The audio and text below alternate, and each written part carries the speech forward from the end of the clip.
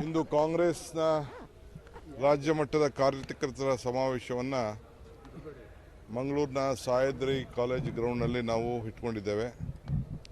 ACC ಅಧ್ಯಕ್ಷರಾದಂಥ ಮಲ್ಲಿಕಾರ್ಜುನ್ ಖರ್ಗೆ ಸಾಹೇಬರು, ನಮ್ಮ ಜನರಲ್ ಸೆಕ್ರೆಟರಿ ಸುರ್ಜೇವಾಲಾ ಅವರು ಮತ್ತು ಇನ್ನು ಕೆಲವು ACC ಆಫೀಸರ್ಸ್ ಎಲ್ಲ ಬರ್ತಾಯಿದ್ದಾರೆ.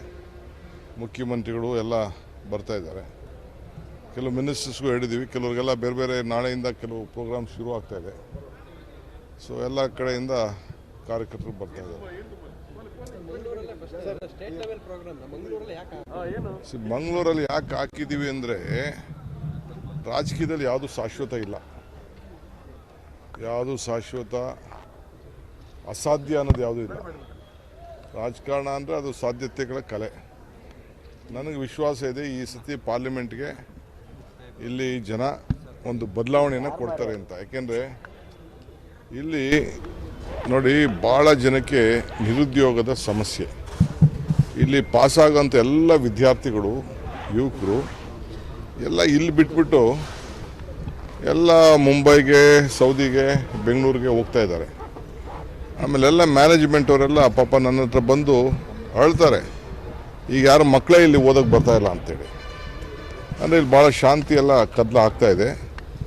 ಯಾರೋ ಅವ್ರ ಮಕ್ಕಳನ್ನ ಇಲ್ಲಿಗೆ ಬಂದು ಇಲ್ಲಿಷ್ಟು ದೊಡ್ಡ ಇಂಜಿನಿಯರಿಂಗ್ ಕಾಲೇಜಸ್ ಇದೆ, ಮೆಡಿಕಲ್ ಕಾಲೇಜಸ್ ಇದೆ, MBA ಕಾಲೇಜಸ್ ಇದೆ, ಸ್ಕೂಲ್ಸ್ ಇದೆ, PU ಕಾಲೇಜ್ಗಳಿದೆ, ಡ್ರಾಪ್ಔಟ್ ಆಗ್ತಾಯಿದೆ. ಸ್ಟೂಡೆಂಟ್ಸ್ ಎಲ್ಲ ಮೊದಲಿಗೂ ಇದಕ್ಕೂ ಡ್ರಾಪ್ಔಟ್ ಆಗ್ತಾಯಿದೆ. ಕಾರಣ ಏನಂತಂದರೆ BJPಯವರು ಇಲ್ಲಿ ಒಂದು ಬರೀ ಧರ್ಮ ಭಾವನೆ ಈ ವಿಚಾರಕ್ಕೆ ಹೊರಟಿದ್ದಾರೆ, ಇಲ್ಲಿ ಅಭಿವೃದ್ಧಿ ವಿಚಾರಕ್ಕೆ ಹೊರಟಿಲ್ಲ.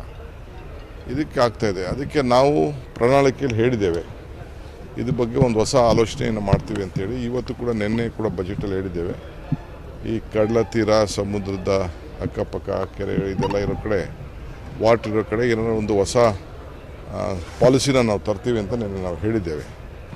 ಇದನ್ನು ನಾವೆಲ್ಲ ಇದೆಲ್ಲ ಆದಮೇಲೆ ಆಲೋಚನೆ ಮಾಡ್ತಾಯಿದ್ದೀವಿ. ಆಲೇ ಸಜೆಷನ್ಸ್ ಕೊಡಿ ಅಂತ ಹೇಳಿದ್ದೇವೆ, ಯಾವ ರೀತಿ ಡೆವಲಪ್ ಮಾಡ್ಬೋದು, ಪಾಪ ಉದ್ಯೋಗಗಳನ್ನ ಸೃಷ್ಟಿ ಮಾಡಬೇಕು ಅಂತೇಳಿ. ಸೊ ಸಾಯಂಕಾಲ 7 ಗಂಟೆ ಆದಮೇಲೆ ನಮ್ಮ ರಿಪೋರ್ಟು 7-8 ಗಂಟೆ ಆದಮೇಲೆ ಈ ಭಾಗ ಎಲ್ಲ ಒಂಥರ ಡೆಡ್ ಸಿಟಿ ಆದಂಗೆ ಆಗ್ತಾಯಿದೆ.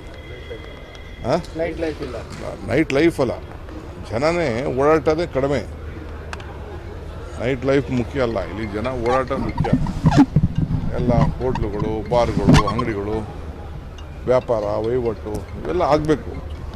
ಅವೆಲ್ಲ ಸರ್ಕ್ಯುಲೇಷನ್ ಆದ್ರೇ ಜನಕ್ಕೂ ಉದ್ಯೋಗ ಸಿಗೋವಂಥದ್ದು ಮಾಡೋವಂಥದ್ದು. ಮನೆ ಕೂತ್ಕೊಂಡ್ರೇನು, ಈಗ ನೋಡಿ ಬರೀ ಎಲ್ಲ ದೇವಸ್ಥಾನಗಳಲ್ಲಿ ಭಕ್ತಿಯಿಂದ ಇರ್ತಾರೆ, ಅಷ್ಟೇ ಭಕ್ತಿ ವ್ಯಾಪಾರ ವಹಿವಾಟಿಗೂ ನಡಿಬೇಕಲ್ಲ. ಅದೆಲ್ಲ ನಾವು ಆಲೋಚನೆ ಮಾಡ್ತಾಯಿದ್ದೀವಿ.